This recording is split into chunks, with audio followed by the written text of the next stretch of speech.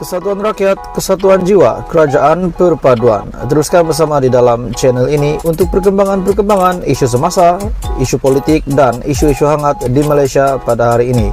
Jangan lupa teruskan bersama di dalam channel ini. Tekan butang like, share, dan subscribe channel ini untuk perkembangan terkini politik di Malaysia.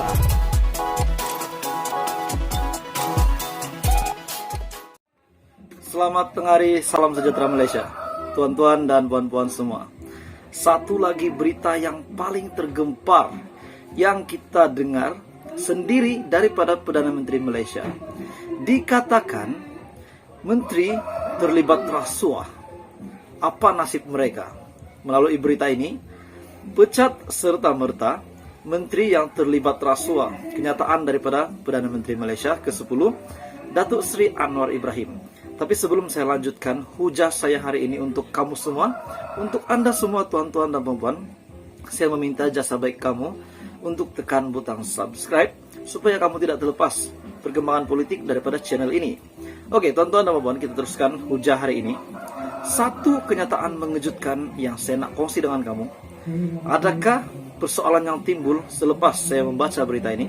Satu persoalan yang timbul di benak fikiran saya, apa nasib Zahid Hamidi dan beberapa menteri yang lain. Tapi setakat ini yang saya lihat, Zahid Hamidi yang mempunyai beberapa pertuduhan dan kes mahkamah, walaupun beliau belum terima hukuman dan belum disahkan bersalah. Pecat serta-merta menteri terlibat rasuah. Kenyataan daripada Perdana Menteri Malaysia. Mana-mana menteri dalam kerajaan perpaduan yang didapati terlibat dengan budaya rasuah atau salah guna kuasa akan dipecat serta-merta, kata Perdana Menteri Datuk Seri Anwar Ibrahim. Anwar juga menegaskan beliau tidak akan bertolak ansur sekiranya budaya itu wujud dalam kerajaan pimpinannya. Saya sudah beritahu kepada rakan jemaah menteri yang saya pilih. Yang pertama, untuk soal tata kelola, maknanya tiada rasuah. Saya juga sudah bercakap dengan ketua-ketua parti komponen. Kalau ada semasa pentadbiran saya sebagai Perdana Menteri kes seperti ini, yaitu kes rasuah, saya minta pecat mandat sebagai menteri serta-merta, katanya ketika berucap pada program pertemuan Mahabah Perdana Menteri bersama ulama dan asatiza pada Ahad. Jadi tuan-tuan dan puan-puan, setakat ini, apa komen Anda? Setakat ini, berita hari ini. Ini pasti mewujudkan tuan-tuan dan puan-puan. Dan, apa komen Anda? Adakah persoalan yang sama timbul di pikiran kamu? Sebab saya pikir kalau begini, apa nasib Zahid Hamidi? Sekiranya benar-benar Zahid akan dijatuhi hukuman. Apakah dengan statusnya sebagai timbalan Perdana Menteri akan menyelamatkan beliau daripada hukuman itu? Dan hari ini Datuk Seri Anwar Ibrahim sudah mengeluarkan pernyataan ini. Menurutnya peringatan itu bukan bersifat politik semata-mata, sebaliknya merupakan keyakinan beliau untuk membebaskan negara daripada rasuah. Anwar mengingatkan setiap ahli politik untuk membuktikan arena politik bukan platform bagi menunjukkan kekayaan serta kehebatan kuasa yang hanya akan menyebabkan pertikaian kewibawaan agama Islam. Saya mahu buktikan ada anak Melayu menggunakan kuasanya untuk membela Islam. Saya mahu buktikan ada anak Melayu guna prinsip rahmah dan keadilan untuk ditegakkan di Malaysia. Kita kena sentiasa waspada agar perpecahan dapat dielakkan. Dalam pada itu Perdana Menteri berkata, beliau juga akan memastikan badan-badan seperti Jabatan Peguam Negara dan juga SPRM sentiasa tulus dalam menjalankan tugas, selain tiada siapa yang boleh terlepas daripada hukuman yang diputuskan mahkamah. Perdana Menteri juga berkata beliau diberikan mandat untuk mentadbir negara dalam keadaan hutang melebihi RM1 triliun yang memerlukan tata kelola yang baik. Saya diberi mandat dalam hutang yang lebih RM1 triliun daripada agensi yang diteliti, di mana bocor dan tirisnya, dan ini bukan fitnah. Saya kerja kuat, teliti file-file dan beberapa projek kita tangguhkan. Teliti semula ataupun batalkan. Kalau ingin belanja kita kena teliti soal tadbir urus. Jadi tuan-tuan dan puan-puan, bukan saja berkenaan dengan menteri yang bakal dipecat serta-merta sekiranya terlibat kes rasuah, tetapi Datuk Seri Anwar Ibrahim juga menjadi Perdana Menteri di saat diberikan mandat mentadbir negara dalam keadaan hutang negara melebihi RM1 triliun. Jadi pentadbiran ataupun tata kelola perlulah yang terbaik, kata Datuk Seri Anwar Ibrahim. Jadi apa komen Anda berita hari ini? Anda boleh komen di bawah.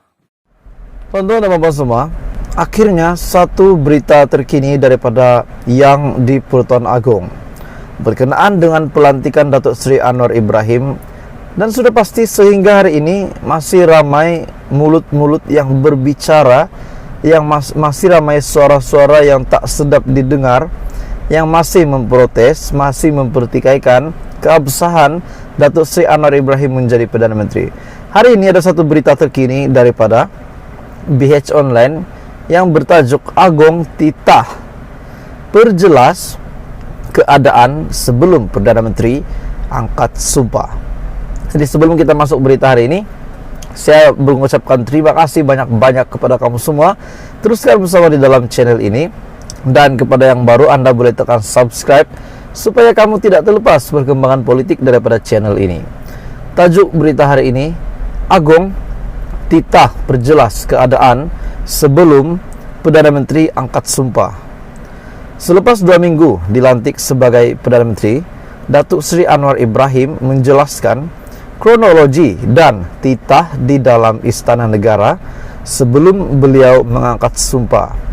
Beliau juga berkata, yang di Pertuan Agong, Al-Sultan Abdullah Riayatuddin Al-Mustafa Billah Shah menitahkan demikian supaya tidak timbul kekeliruan berhubung isu terbabit sehingga menyinggung keadaan Raja-Raja Melayu.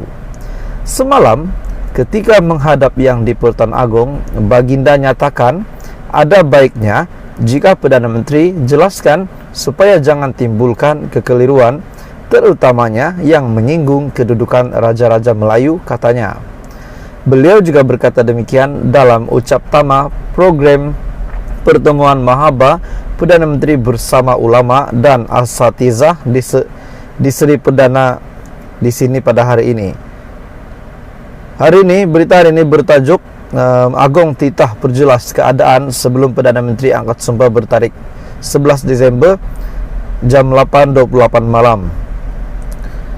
Selepas 2 minggu dilantik sebagai Perdana Menteri, Datuk Seri Anwar Ibrahim menjelaskan kronologi dan titah di dalam Istana Negara sebelum beliau mengangkat sumpah, dan ini perlu dijelaskan kepada seluruh rakyat Malaysia.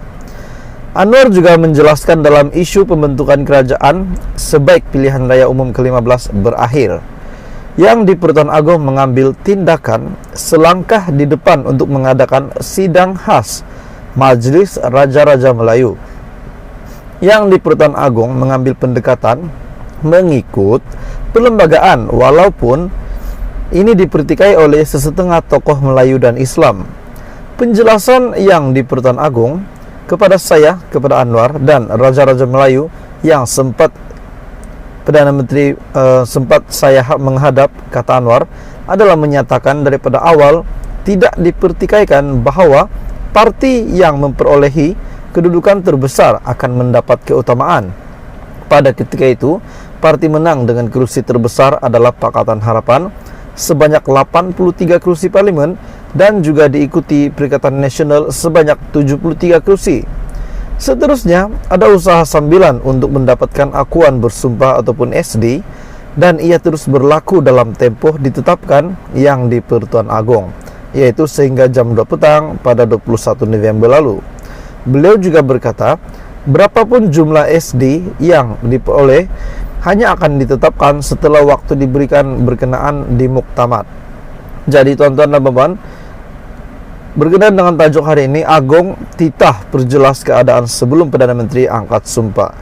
Baru saja 2 minggu Datuk Seri Anwar Ibrahim menjadi Perdana Menteri, beliau perlu melakukan ini supaya tidak menimbulkan kekeliruan kepada ramai rakyat Malaysia dan kepada pemimpin-pemimpin politik yang lain.